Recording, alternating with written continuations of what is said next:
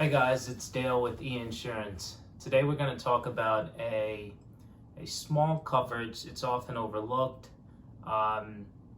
It was actually great because it gave me a refresher. The title of the actual article that we're looking at is Homeowners Insurance and the Mysterious Disappearance Clause.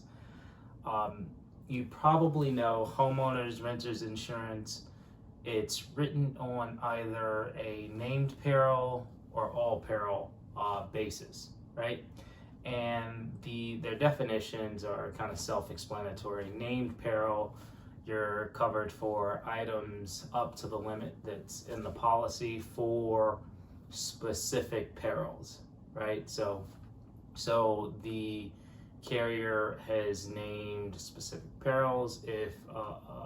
If you experience a loss from a peril that's not listed, it's not covered, right? You're self-insured at that point. All peril basis is you're covered. The same item would be covered up to the limit on the policy for all perils.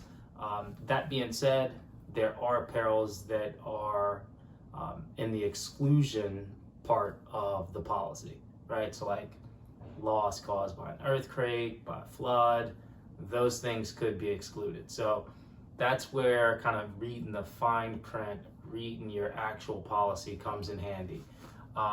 Reading the fine print also comes in handy to find this clause. There's a clause named Mysterious Disappearance, right? So some policies, some homeowners, renters policies, it's covered.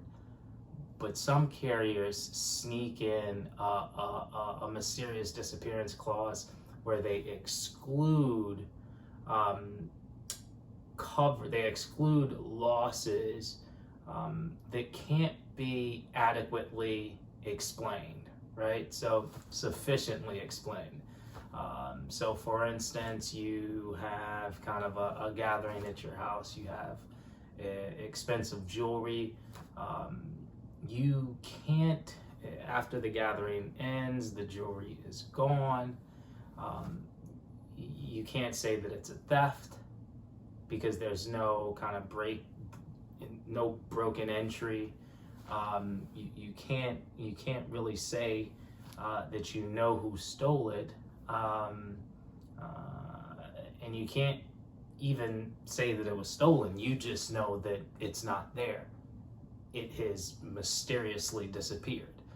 That would not be covered because you can't provide a sufficient explanation of the cause of loss, right?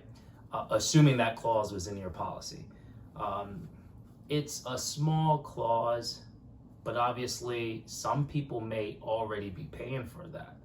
Some people may already be covered. They may have gone out and replace that item not knowing that they already have coverage. So that's one note to read the fine print so that you know what you actually are paying for. The second thing is it may make sense to add an endorsement to the policy whereby if this mysterious disappearance clause is in your policy, you can endorse it to basically nullify it, right? So that you are effectively adding coverage for mysterious disappearance. It may not cost very much, so depending on your circumstances, it may make sense to do so. And that's about it. Hopefully that can be helpful. It surely was helpful for me. It's a small clause, but it can bring a ton of value. Obviously, you can tell if you experience a loss. Hopefully that was helpful. Thanks for stopping by. We'll talk to you next week. Thank you.